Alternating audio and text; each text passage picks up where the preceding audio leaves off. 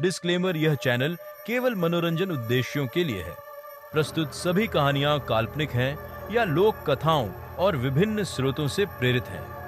हमारा उद्देश्य किसी की भावनाओं को आहत करना नहीं है। कृपया इन कहानियों को वास्तविक जीवन की घटनाओं से न जोड़ें। दर्शकों की सलाह बच्चों और कमजोर दिल वालों के लिए अनुशंसित नहीं। स्वागत है बीस्टल चैनल पर। आज की कहानी है The Faceless Caller. अरविंद की जिंदगी हमेशा ऐसी नहीं थी। एक समय था जब श्रेया उसकी दुनिया थी, उसकी हंसी, उसकी बातें, उसके साथ बिताए लम्हे। लेकिन वो दिन कभी लौट कर नहीं आए। श्रेया चली गई और उसके साथ अरविंद की खुशी भी चली गई। अकेलेपन से बचने के लिए उसने शहर से दूर यह घर खरीदा। शुरुआत में शांति ने उसे राहत दी, लेकिन धीरे धीरे वही शांति घुटन में बदल गई। दीवारें जैसे उस पर हंसती थीं, खिड़कियों से आती हवा उसके अकेलेपन का मजाक उड़ाती थी।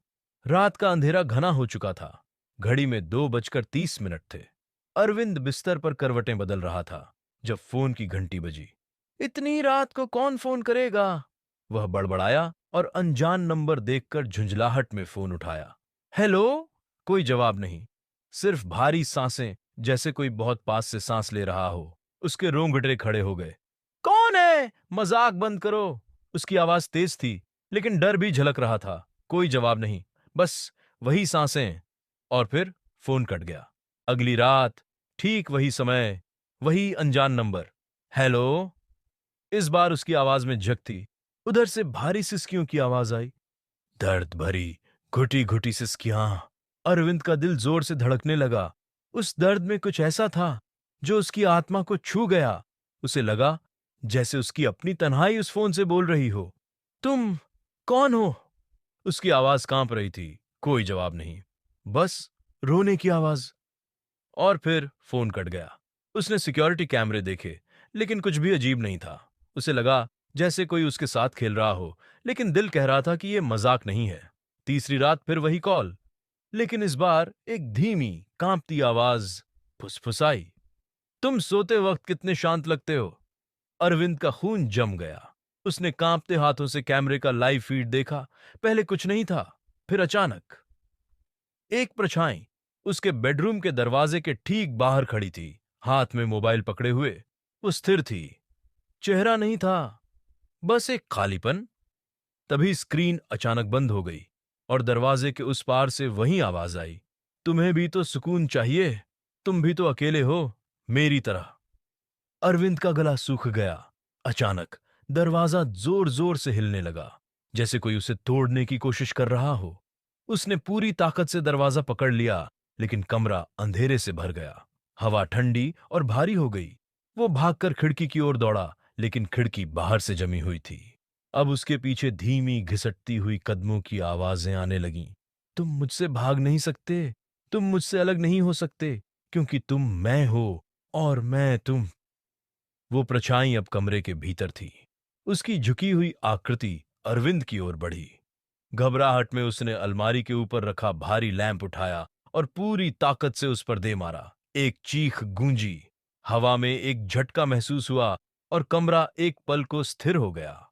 अरविंद लड़खड़ाते हुए दरवाजे की ओर भागा।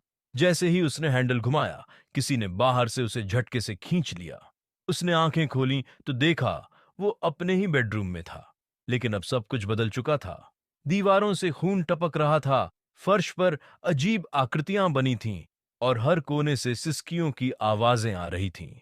खिड़की के शीशे पर उंगलियों के गहरे निशान उभर आए थे, जैसे कोई बार बार खरोंच रहा हो।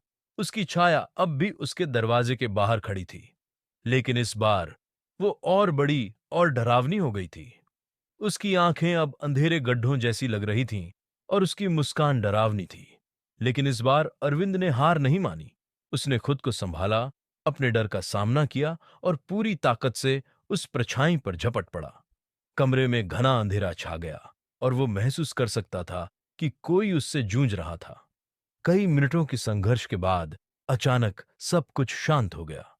अरविंद ने घबराकर चारों ओर देखा। कमरा वैसा ही था जैसा पहले।